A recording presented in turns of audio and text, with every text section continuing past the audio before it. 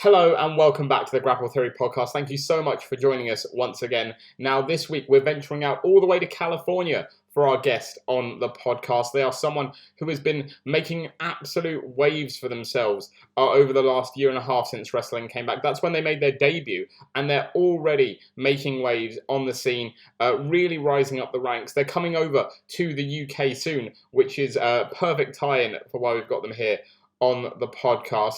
We'll be talking to them about coming over to the UK, about their real steep rise in their career, really fast liftoff. We'll be talking to them about anime and what it takes to be the protagonist of pro wrestling. You may know who I'm talking about based on that nickname, but if you don't, let me introduce them now. We are delighted to welcome Kid Bandit onto the podcast this week. Bandit, thank you so much for coming on. It's an absolute pleasure to have you here. Let's start by talking about your sort of steep rise in career trajectory so far. I think it's fair to say that you've had a bit of whirlwind few months since wrestling returned after the pandemic. I mean, I never wrestled before the pandemic. Yeah. I debuted post-pandemic, at least like the post world reopenings phase, as it were. So I never really got to experience what it's like to be a worker in the business pre-pandemic. I know things were kind of different. But things got shaken up during the speaking out movement. Lots of big names got like outed. Lots of companies closed down. Namely Chikara Bar Wrestling from where I'm at. So because of with the advent of these places closing down, the landscape of indie wrestling change. You see the rise in popularity of GCW. You see companies like DPW, which is my home promotion, starting out post-pandemic, whereas like these things, like I know GCW existed pre-pandemic, but it wasn't as popping as it is now. DPW did not exist pre-pandemic. So being at this point where everything I've done is post-pandemic. I think I would be like the first generation of wrestlers to come out into the world post-pandemic to make a name for themselves. Yeah, I was going to say, like, you've talked, and we'll get onto it later, but you've talked a lot about how sort of wrestling has helped, you evolve and deal with things, mental health-wise and physical health-wise and everything like that. And we'll get onto that as well. But in terms of coming out, like you mentioned, after speaking out, after everything that happened with speaking out and COVID, was there any apprehension getting into wrestling in terms of, like, that whole world that had come out over the pandemic being like, what am I getting into here?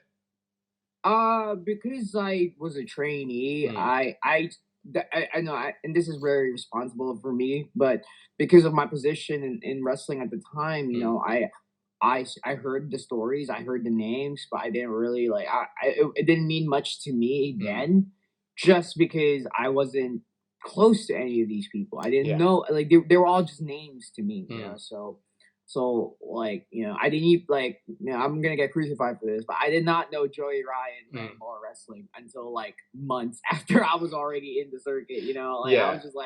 I was like mind blown when people told me that. I was like, what? That's why bar wrestling closed down. With that being said, like there was never an apprehension. It was a dark time in pro wrestling. Sure, I get that. And I'm all for people getting held accountable for their actions and stuff. But personally, I was at the point where I've been training for a while. This has always been something I wanted to do, and as bad as the speaking out movement really showed like the dark side of wrestling, I'm glad it kind of happened very like right before I came out, because like now I can see this business isn't all sunshines and rainbows. I'm glad I saw the dark side of it.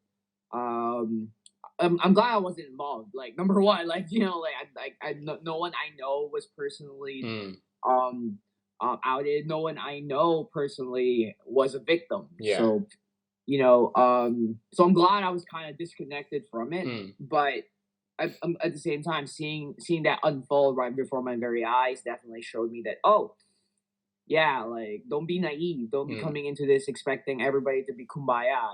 There will be people. There are some pretty messed up people out in this business. So it kind of tempered me, as it were. No, for sure. No, I get that. And in terms of putting like, again, an almost like sort of positive spin on it, obviously, speaking out was awful, but in terms of purely, we've spoken to a few wrestlers about this, purely sort of COVID related things.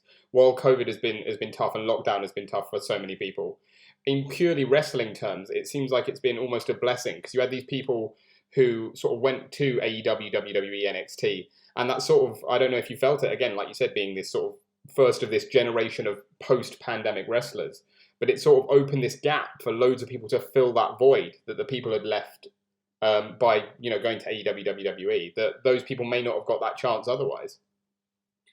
Yeah, it's weird. The landscape is constantly evolving.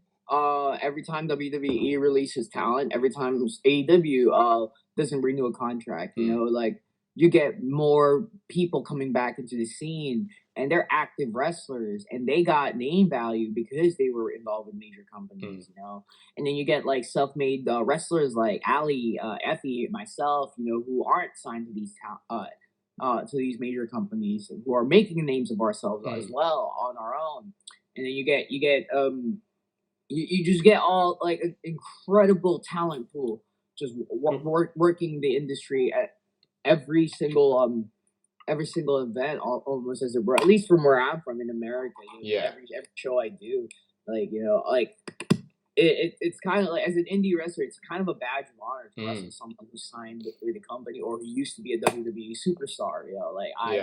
I still can't get over the fact that I main evented a show against JTG. That's like one of the coolest things. I used to play at JTG and SmackDown vs. Raw 2008.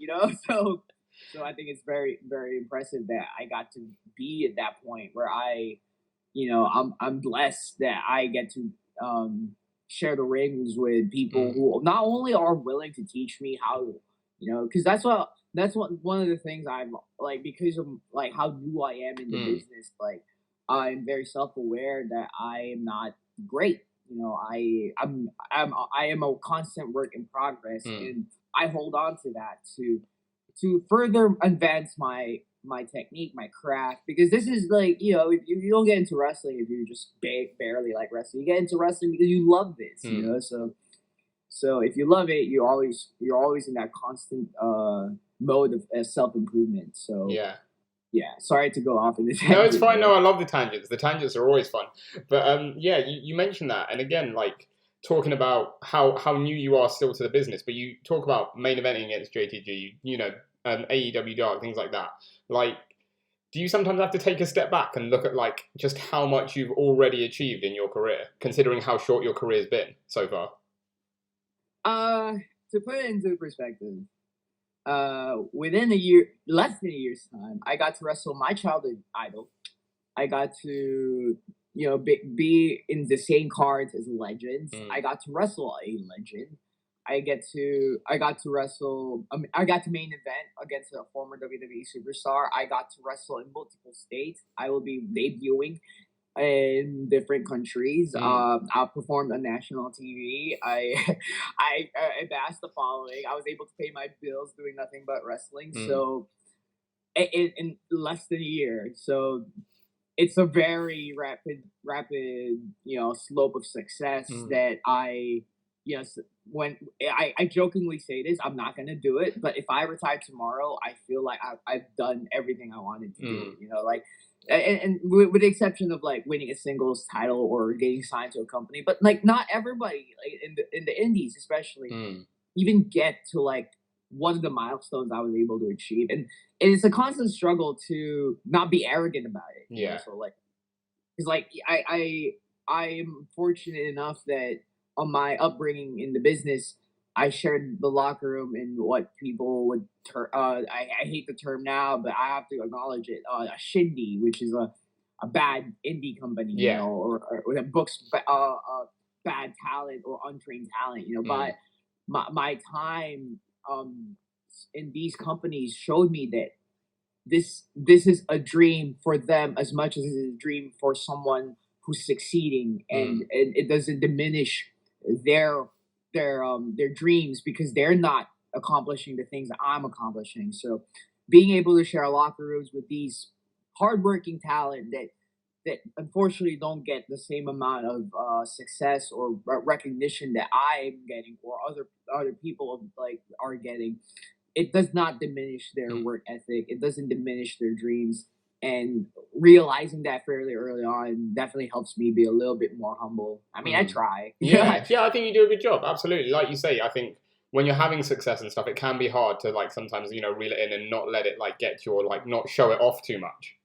But Oh, like I absolutely show it off, especially the money aspect, because I've always been broke. But like now that I'm making money off it, but I try to like pull Mm. myself back and be like, hey, calm down, like. Yeah, for sure. And you mentioned sort of debuting in other countries. Obviously, one of the reasons we wanted to get you on was because just announced your UK debut. Obviously, we're a UK-based company over here, and you're debuting for SovPro over in October. First of all, talk to me about that, about just how it came about. Oh, I got prefaces. Uh, I'm doing a lot of shows in the UK. I was So going to it's not say, just I was going to ask as well. I was going to ask if you can, I mean, not reveal any shows that haven't already been announced, but like, can you give me an idea of how long you're going to be here for? I plan on being there till the 16th, but I think I'm about to do 9 shows in 2 Wow. weeks. So Wow.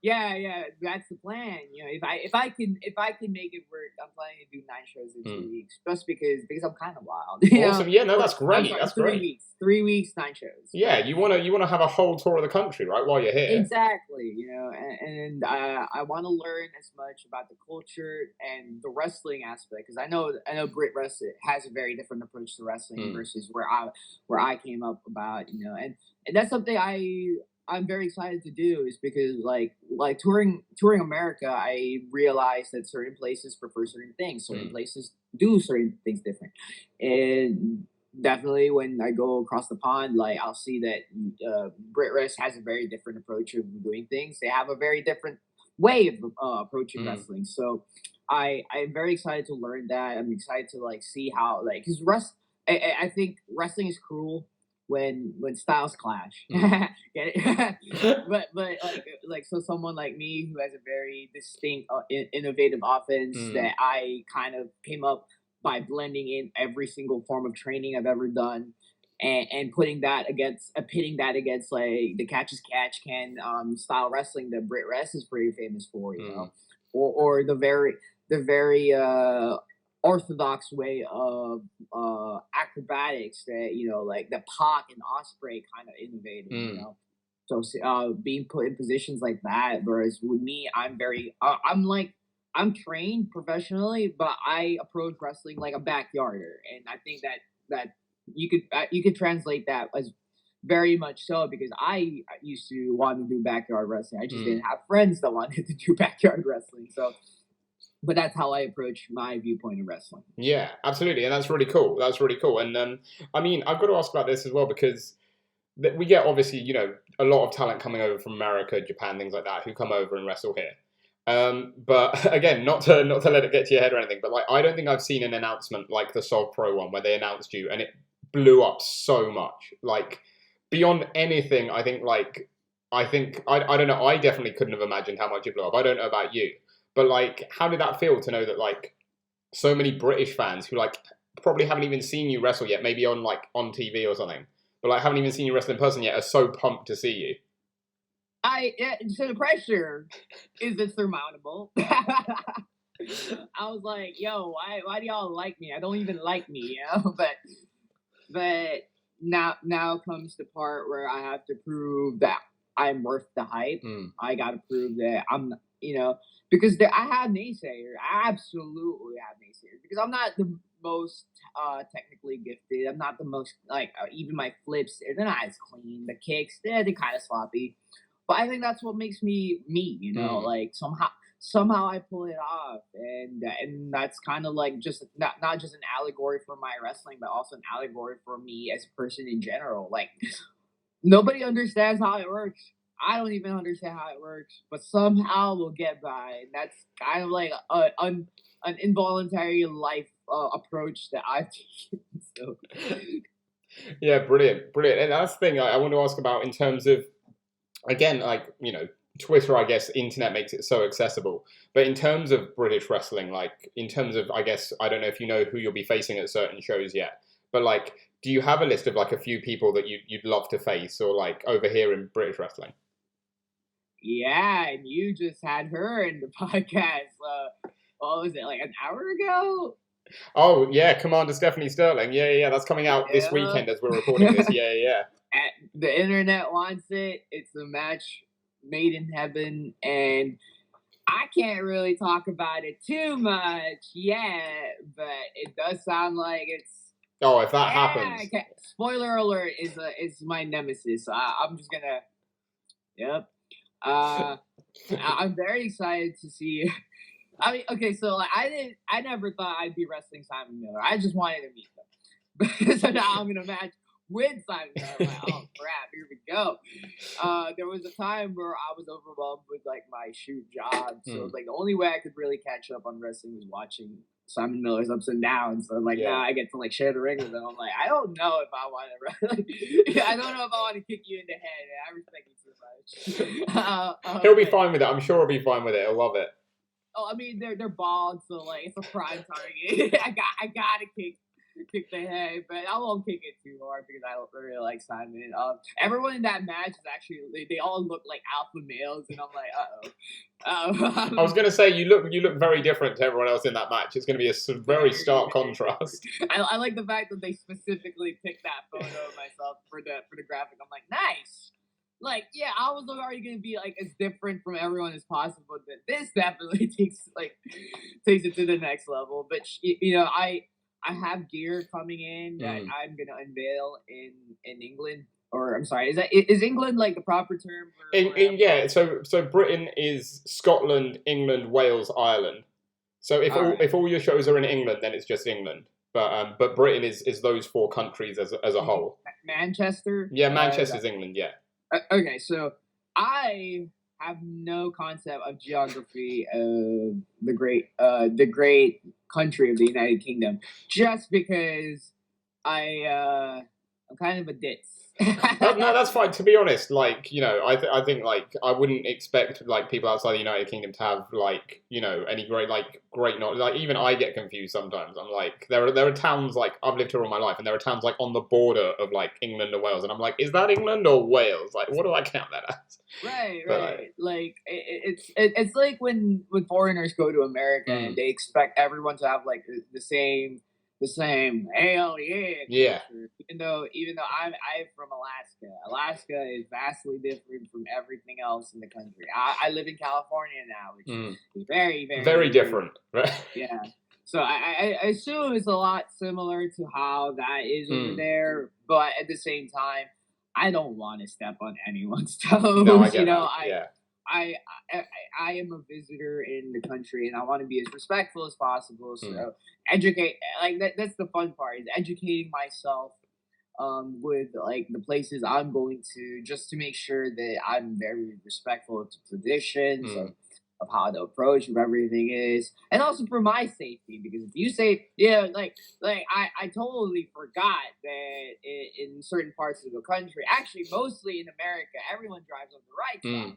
But everywhere else, people drive on the left side. I got to get used to like the imperial versus metric system, and it's gonna be a fun time. Exactly, you'll have an adventure. It's all an adventure, right? And you can ask your buddy Warhorse about where to get kebabs, because he has grown to love them. Shout out to Warhorse, who really total shout out. Kayfabe made their trip very, very entertaining.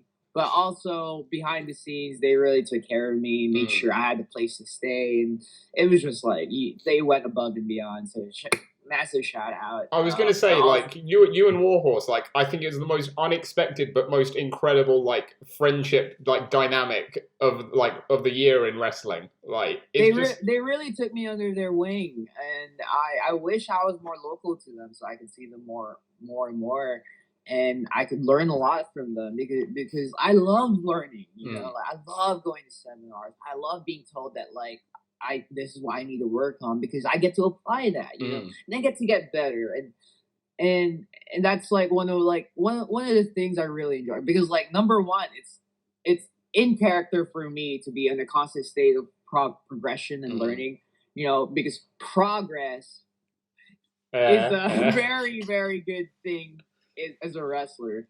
But also, it's just I get to witness how everybody else applies the craft, and I think I'm in that new generation of wrestlers that sees this less of a sport and more of a performance art. And it's cool because the way I approach it, I see it like theater, and not a lot of people do that. Not. And I think now they're understanding it, and I think that's what because my approach of wrestling is like that. Like I get to take, like, I'm like Bruce Lee. I get to take bits and pieces of like stuff that makes sense for myself and apply that. And for the things that I don't necessarily think will work for me, I can set it aside and apply that for whoever I'm against. Yeah. Because, like it might not work out for me, but it might work out for them, or it might work out for people I'm teaching, or other people, my peers who are like, hey, I got this advice from Booker T. It doesn't really apply to me, but for someone that fits that WWE mold, oh yeah, like everything they said would work out for you. But for someone who's 5'5" and 139 pounds, it does not necessarily apply, So there it is. No, for sure, I get it, and like that's the thing. So again, we can't wait to see you over here in the UK. For anyone who may watch this, who's a fan of British wrestling, and who maybe hasn't seen you perform before, what would you say to them to get them to come and see you? What can they expect to see from Kid Bandit? If you like anime, the ultimate anime character. If you like video games, I suppose. I've been watching a lot of William Regal to prepare. And hey, if you want to see Waifu William Regal do Waifu William Regal stuff, woo woo, or or if you want to see flashy spin kicks, because that's kind of my thing too. So I was gonna say, like, when we started this conversation, like just way back in the beginning, I cannot imagine any scenario where I would have heard the term Waifu William Regal come up. But I mean, William Regal one time came out as a Las Vegas showgirl. Yeah, he's done it. Yeah. You got me there. It's a fair point. I can't say it's not even far from the realms of possibility. No, and I think that's the important thing is from what I've witnessed is a lot of Brit Rest is very serious, but they are not afraid to get a little tacky.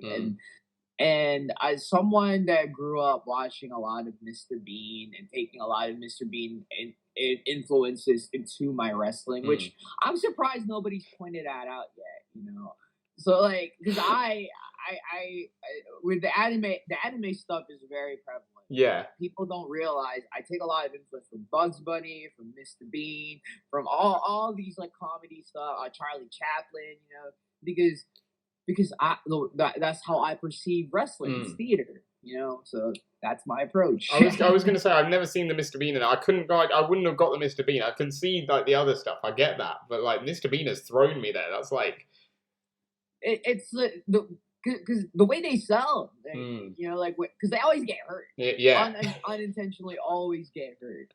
And it's very exaggerated the way they move, the way that, like, if they prick their fingers, like, but, like, because they can't really talk, like, it's all body motion. I've always seen Rowan Atkinson's work at that point to be a modern day Charlie Chaplin with, like, but the thing, well, I guess not modern because it hasn't been for a while, but, like, it's a modern day version of Charlie Chaplin where it's all bodily motion. Yeah. I get it now that you say it. That makes total sense to me. It's just crazy to know that you're like such a big Mr. Bean fan. That's really weird. Yeah. I as a constant student of the game, you kind of have to like pull from like things that you like or different things that you see, and then just apply that to your craft. So yeah. Kenny does that with video games. I do it too with video games, but I know for a fact that a lot of wrestlers are goofy. I'm sorry, we're all goofy because we like if you really look into like what we do, what do we we're in skin tight suits coming out to like music, kind of in a dance routine motion, about to fake fight people. Yeah, and what we do what we do is very ludicrous if you really think about it. Oh yeah, totally. But we use this wonderful, ludicrous, incredibly carny thing and make people feel something. We use like our craft. We could use it as a platform to inspire, to tell stories, to motivate people. I cannot tell anybody enough how when Bryan Danielson cut that promo of like, if you fight for your dreams will fight for you, and that's gotten me through some of my dreams. Yeah. And I'm sure someone out there who's a massive wrestling fan has had incredible, like, they've heard backstage stories or they've seen storylines unfold and they saw themselves in the positions of wrestlers. And that's ultimately what we're about. We're about an industry of connecting with people. Do we do it with really incredible flips and kicks and moves and dangerous stuff? Absolutely, because that's part of the extravaganza. That's part of what makes it magical. Yeah, that's why we love it. Yeah, exactly. Yeah, you never see that in anything else except for movies. But movies aren't carried by the action; they're carried by the dialogue. Or plot. Yeah, no, that's great. Like Fast and Furious, which means like it's about cars and shit. No, brilliant. No, that's really well put. And you mentioned that. You mentioned the connection as well. And I want to get onto that because I think your story is really uplifting and how open you are with how much wrestling has helped you, sort of come out of your shell and discover who you are, and how Kid Bandit as this character that you've created has helped you in life, like just generally outside of wrestling, which like I think is so inspiring and really wonderful. I want to know how it feels for you to have that feeling as well, to know that this character that you've created has done so much for your life, even outside the ring, and also how you're, even now, like, shaping and influencing and helping other people using that. I mean, I was never like a great person. I'm open enough to admit that. I mean, I was bad. I didn't kill anybody. I didn't like commit grand larceny or like there's nothing about like I've done that's like like somebody's gonna do a speaking out about me. But at the same time, I knew I wasn't like I wasn't maximizing my time in the world by believing good in it. I was very selfish, and you can tell I'm selfish because every time I get money, I'm like, yo, money. So like I'm working on it. I'm very materialistic. But moving past that, I pretending to be a good person via wrestling is actually helping me be a better person, and I'm sure that's actually happened to a lot more people,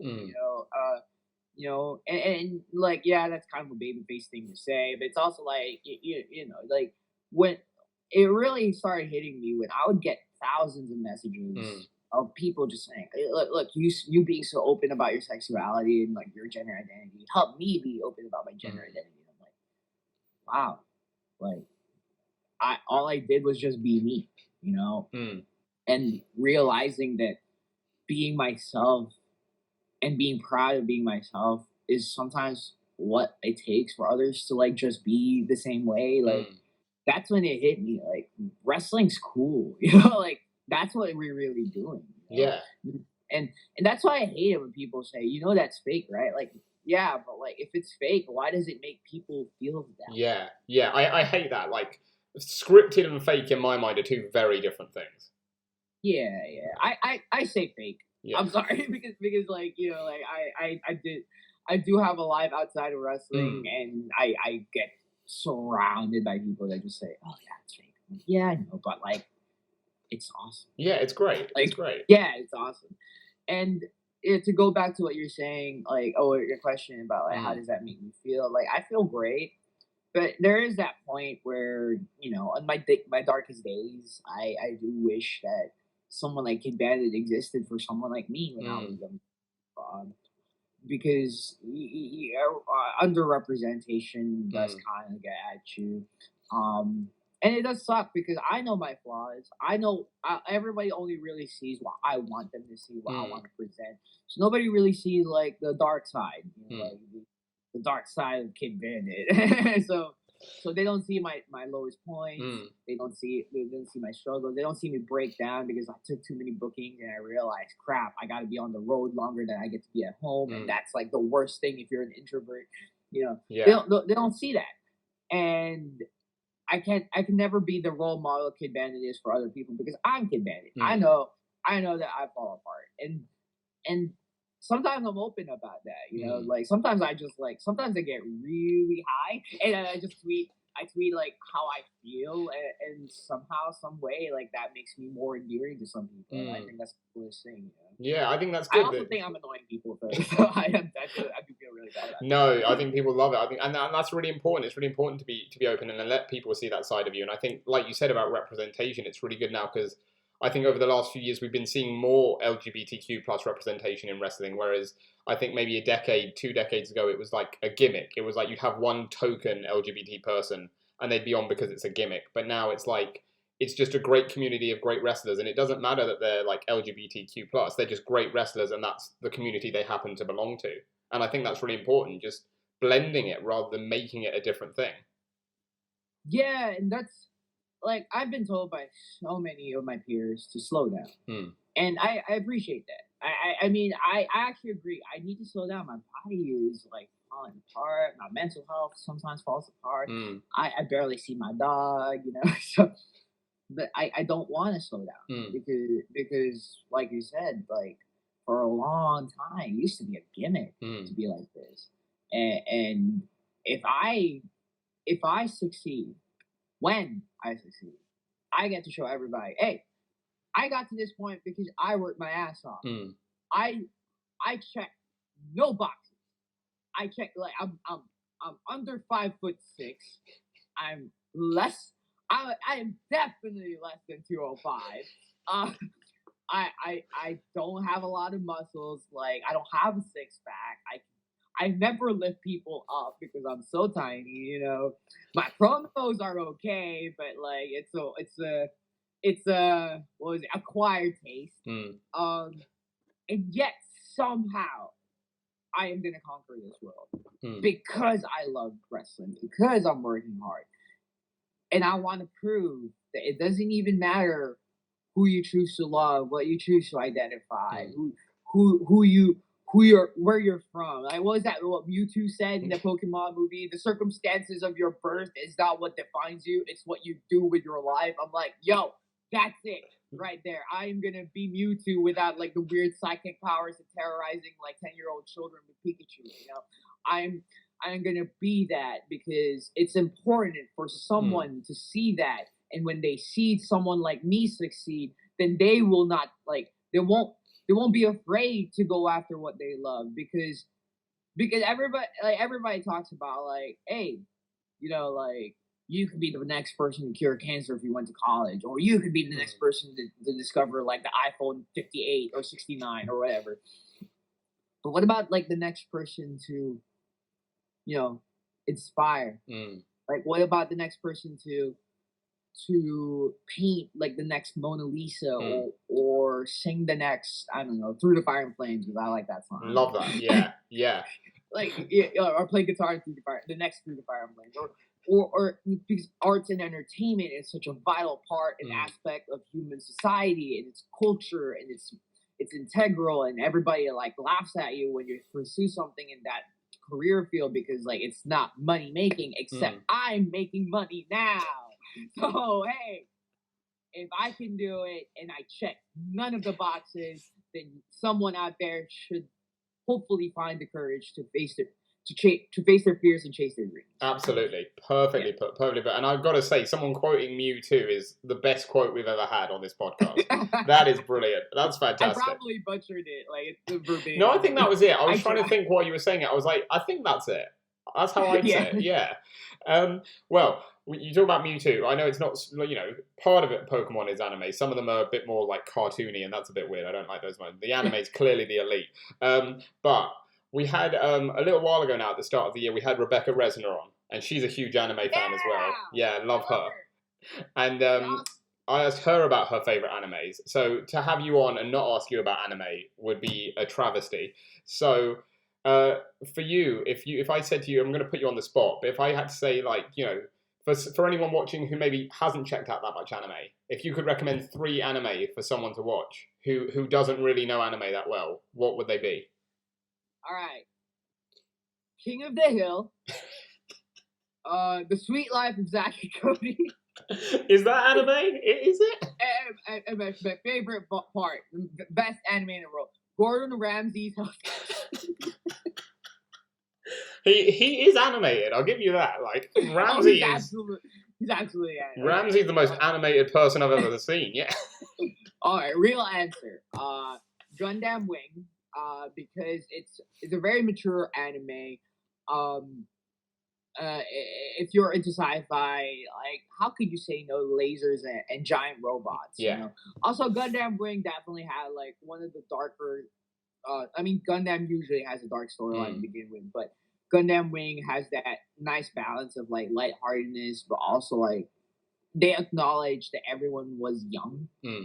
Yeah. And if you're not familiar with how war is, a lot of the people who like are combatants are like 18-year-olds who are straight out of high school. I don't know how it is in Britain, but like no, it's similar. Yeah, it's very much a mix of ages, but yeah, you do get sort of brought in quite young if you choose to go into the army. And I was one of those 18-year-olds that came in and decided like, and I'm thankfully smart enough to realize that wasn't for me. But so anyway, Gundam Wing. Number 2 would be Death Note. I am very partial because I love Death Note. I think Death Note is a great entryway for people who aren't really into the Japanese style animation because the way they approach the storyline is very Western. It's a battle of wits, and I think regardless of the medium that it gets portrayed at, like you will appreciate a really good, well-written battle of wits, a cat and mouse detective kind of like story that like, and I think it's really cool that it was an anime because like had it been like something like like had Death Note been a live action movie, I think I would have like enjoyed it just as much. But I enjoyed it even more because it was anime, and I love anime. But for unfortunately, a lot of the live renditions. Oh, the Japanese live rendition of Death Note wasn't bad actually, but the American Netflix rendition of Death Note doesn't do the show justice. And that was me trying really hard not to just go off on the rant. So I'm just gonna move past this. Okay. But yeah, Death Note, I definitely recommend that. And for someone that's really wanting to get into like what anime is all about, I would definitely recommend My Hero Academia because one, superheroes. Everybody loves superheroes now. Thank you, Disney. Thank you, Warner Brothers. So it's very Western as well with how they approach their presentation because superheroes, but the story is very well written. The characters are very likable, except for like one, but like whatever. And then like it's a very uplifting tale. Yeah. That they always go about like every shonen anime. I think gets darker as it progresses. But I think My Hero definitely did it the right way, where it's still very much bright and friendly without getting too edgy right away. Yeah, no, 3 really good calls. Yeah, I really appreciate that. Yeah, absolutely. No, great shouts. Well, we're sort of like winding down now, but we got one final feature, and it's called Anatomy of a Pro Wrestler, and this is going to give us more of a peek behind the curtain of Kid Bandit because this is a shoot. This is about you. This isn't about Kid Bandit. Okay. So I'm going to give you some questions, and you let me know what comes to mind. Okay. So the first one is my favorite pre-show meal. I don't eat before a show, which is probably a bad idea. No, we get that a lot. Normally people just say it's like an energy drink, like a Monster or something like that. Oh, okay. In that case, Bang Energy. Yeah. Wait, real quick, is that thing in I don't know if that's a thing. I feel like it rings a bell, but I've never seen it. So maybe I've heard of it, but maybe I've just seen it on like. What's out there? Over here is like Monster and Red Bull and something like that. Yeah, I can't remember. I'm not a huge energy drink drinker, so I know Monster and I know Red Bull because they're like the 2 classics. But all right, yeah. As long as those exist, I'll be okay. yeah, I know my partner loves energy drinks, and she's had some weird off-brand ones that I'm like, what is that? Why are you drinking that? But Well, I couldn't. why are you growing a third hand? Yeah, exactly. What is that coming out of your back? What's going on? Yep. Stuff that just no one should put in their body, but like people love it, don't they? So Yeah. brilliant. Well, this is the opposite then, because the next one is my favorite post pinfall pig out. Mexican food. Yeah, nice. Tacos. Nice. If they're accessible. If not, the tried and true hot dog and handshake. Yeah, that's a good one. That's a good one. Yeah, always. I mean, that's what you need. It's indie wrestling. You can't not have the hot dog and handshake. No. Awesome. And the final one. They're not all food related, I promise. But the last one. This one is. I love food, so it's okay. The final food related one is my favorite food ever. So like there's no show on. It doesn't matter. It's not pre-match or post-match. You're just chilling out on a regular evening. What's your favorite thing to have? Chocolate cake. Nice. Great shout. Yeah, absolutely. Do you go like chocolate cake with like cream filling or like chocolate filling as well? Is it all chocolate? All the works. Nice. Pastries, anything sweet. I love chocolate. I'm a huge sweet tooth, which I think people kind of picked up on that right away. But yeah, no, I unfortunately cannot have a lot of sweets because wrestling, very active. But when I do have the opportunity, I live by this bakery. I go there all the time. Nice. Yeah, if I lived by a bakery, I'd be in so much trouble. Like, all my money would be gone. All this carbohydrates. Brilliant. Next one is the song that gets me the most hyped. I don't know how to pronounce the band name. It's Damone or Damone. And the song is called Out Here All Night. It was in a bunch of video games from the 2000s. Okay. In the soundtrack. We'll post it in the corner somewhere, one side, and have people listen to it. Yeah, it's really cool. Nice. Well, leading on from that, the next one is my favorite band of all time. It doesn't have to be a band; it can be like a solo singer or something. But like favorite music artist. Rise Against. Good shout. My partner would love that. Yeah, if she heard that, she would love that shout because she loves Rise Against. Yeah. That's Rise really good. Song. Nice. And the next one, again, another music one is the best gig I've ever been to.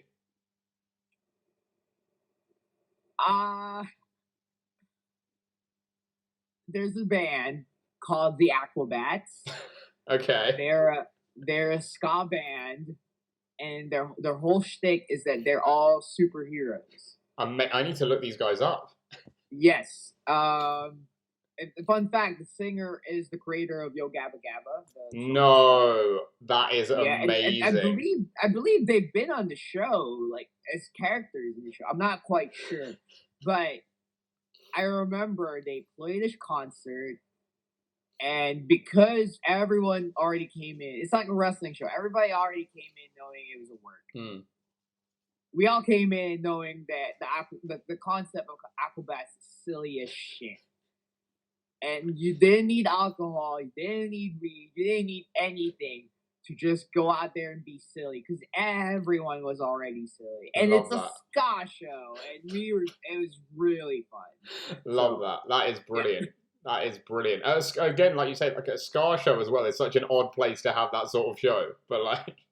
Yeah, brilliant. They're magnificent. Amazing. I have to look them up. The next one is the movie that I chose, The Locker Room. A movie I'd show the locker room? Yeah, like, essentially it's your favourite movie. You're going into the locker room, there's like 3 hours before showtime for some reason. You're in the locker room and you're like, right, everyone's watching this film because it's the best film. Okay, it depends on the locker room. If it's a locker room where I want to show off stuff, Shang-Chi, because I wrestle like Shang-Chi, basically. Like I pull off from Kung Fu films and a lot, like, my style is very much like the wire fu style of, like, just instead of in the movies camera, I do it in a wrestling ring. So if you watch Kung Fu movies, you'd probably see stuff that I do in the wrestling ring. That's where I pull all my material from. If I want to be that person that just, like, wants to chill, I'll pull up House Moving Castle. Nice. Yeah, that's a great shout. Love House Moving Castle. Yeah. That is a really great shout. Love that. Love that. The next one is my favorite way to relax. Know the answer, don't we? Straight away. Yep. Either that or just play video games. Nice. What do you play? Huh? What do you play? Right now, my favorite game of all time is Dragon Age Origins. Nice. But my other favorite video game of all time is Vampire the Masquerade Bloodlines. So I'm a big RPG person. I play a lot of like choose your own adventure games because we live in a society where we're never in control. So I get to be in control. So that's why I prefer them. Also, nice. Sims. Yeah, Sims classic, right? Yeah. Yeah. The ultimate RPG. Yep. I get to use cheat codes to give me a lot of money. Hell yeah, let's go. Yeah. Love it. The next one is a bit of a throwback. It's my first job. I worked in a restaurant as a chef, but I was only 17. Okay. And I've never cooked anything in my life. And I thought I got hired to run the register. So I only worked there for a week. But thankfully, I'm in good terms with them still to this day. Nice. They remember me. What was the restaurant? Do you know? Like, what type of food was it? It was a Filipino restaurant, local. Yeah. It was the English translation of their name is My Neighbor. The Tagalog name is Kapitbahay. So. Right. So what was that? So okay, go on then. What was more intimidating? Your first time stepping in a wrestling ring, or your first day on that job where you realized you weren't on the register, you were in the kitchen? Wrestling ring, because my first day of training, I was out of shape. We just ran 2 laps, and I came in dead last. Like, I'm not even talking like it was like had we ran one more lap, everybody would have lapped me. So yeah, like way more terrifying. Also, oddly enough, as soon as I stepped into that ring, even though I had so many reservations about myself because I was out of shape, as soon as I went through those ropes, I knew I was home. Nice. As cheesy and as like as cringe as that sounds, I was like, yeah, no, this is what I was meant to do. So cheesy. And then I died for like 4 months straight, just like puking my guts out because the training was tough. But yeah. Love it. All worth it. All worth it. Yeah, absolutely. The next one is getting deep with the next one. It's my greatest fear. I want to say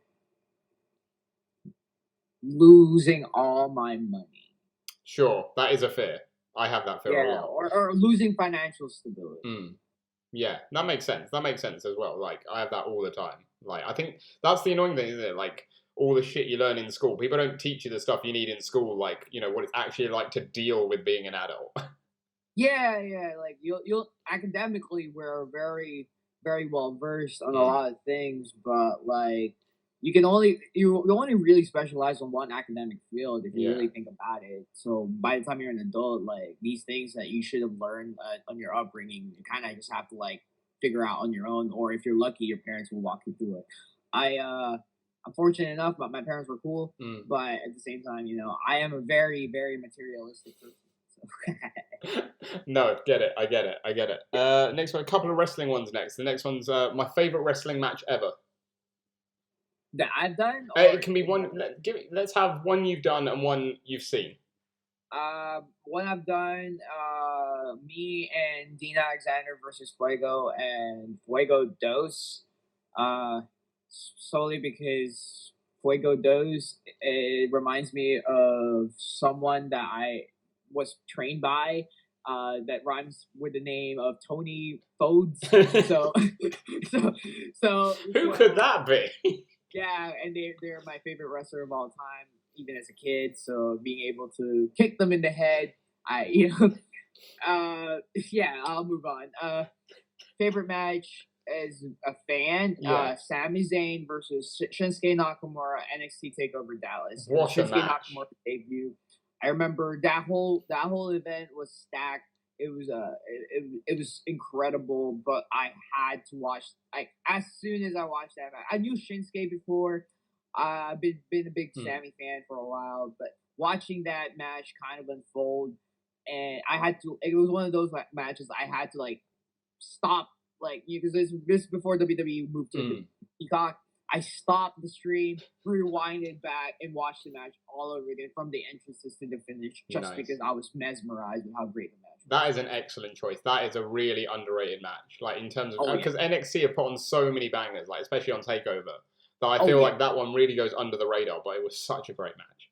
Yeah, it definitely was. Next one is, let's say in person, the biggest pop I've ever heard. Biggest pop I've ever heard would be when Cody returned to WWE, WrestleMania against Seth Rollins. Huge just pop. Because I actually filmed it for myself, but I remember, as someone that's got an actual relationship with Cody, I didn't know where they were going.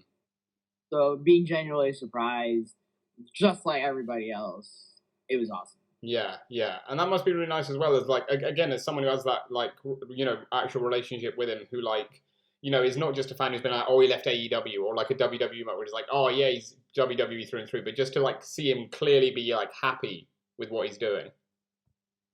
Yeah. I mean, do I have reservations of that? Yeah, absolutely. Like, they were the leader of the revolution, and to see them come back, you know, to chase their own happiness, I can't fault them for that. But also, realistically speaking, I don't think WWE would ever be interested in me. Just because of how like I said, I checked none of the boxes. I don't even know if AEW is interested in me because my Twitter game be wild. So realistically speaking, like, whenever I see them, I try not to think, oh yeah, it's Cody Rhodes. And I think it helps that I already wrestled them, so like I don't need to have that out of my system. You know, I look at them and just think, Cody's Cody's the guy. You know, I get to enjoy their work solely as a fan from now on. You know? Yeah, nice, for sure. The next one, I have a feeling I know what you're going to say for this because we've spoken about it a lot throughout this interview, but it's my favorite place in the world. My bed. Yeah. My bed in front of my gaming laptop, playing video games. To be honest, I'm surprised how little that's come up. Like, we've had a lot of interviews since we launched last year, and you and Scotty Rourke are the only people that said my bed, and I'm like, I would say that as well. Like, how is not everyone saying this? Like, bed is clearly the best place to be. Yeah. Or I mean, because I'm always on the road, I'm never in my bed. So when you get it, you're like, yes, there it is. Okay, all right, here we go. Fun fact about me: because I am a very materialistic individual, I do not skimp out on comfort. So all my pillows, memory. Nice. My California king size bed, memory. Nice, love it. So, you got to have that comfort. In an industry where I spend most of my time being shut into hard, like, you know, there's foam in there, but barely any, and then it's boards of wood.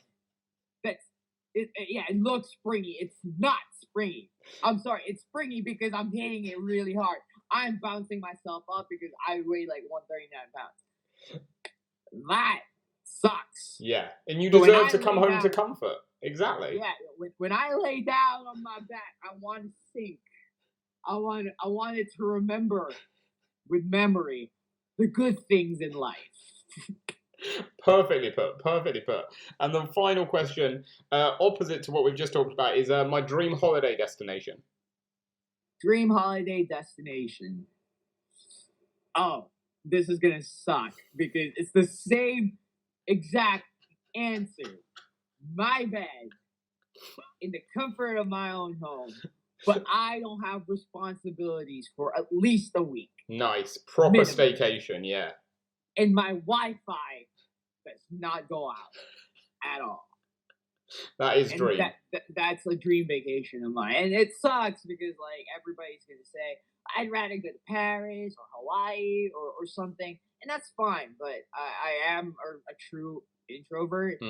I have a dog. I have pets. I have a pet bird. I have a partner. You know, like, I just want to enjoy myself, doing my own thing. I could go to Paris if I play Assassin's Creed Unity. You don't need And to fly. it's Why would cheaper. you spend money on flights and going there when you can be there in virtual life? And I get to parkour the building. What? What more do you need? What more do you need? Exactly. Well, Kid Bandit, thank you so much for coming on the podcast. It's been so much fun chatting to you. Thank you. And we always end our shows with having our guest give a little bit of promo time. So, for anyone watching this, any British wrestling fans who, while you're over here in October, hopefully will come and see you, or for any American fans who are watching who have seen you or want to come and see you anywhere else in America, why is Kid Bandit going to steal the show? I've always been a side character in my life, right? And that's why I call myself the protagonist of professional wrestling, because this is where I get to be the main character of my story. And then I realized that everyone is the protagonist of their own story. But not everybody who loves wrestling will ever get the chance to step in the ring because life, because finances, because disabilities, because of whatever. And I like to think that a lot of people live vicariously through me because when you're a wrestling fan, we're not all larger than life. We've been conditioned to think that in order to be a wrestler, you either have to be extremely attractive or extremely muscular and tall and big. But not everybody's going to be built that way. And yet here I am, with nothing going for me, somehow making it by. I get to write a story that I'm proud of. And I'd love for everyone to follow that journey and live with me the dream of professional wrestling. Brilliantly put. Beautiful stuff. Love it. I kind of came up with that on the spot.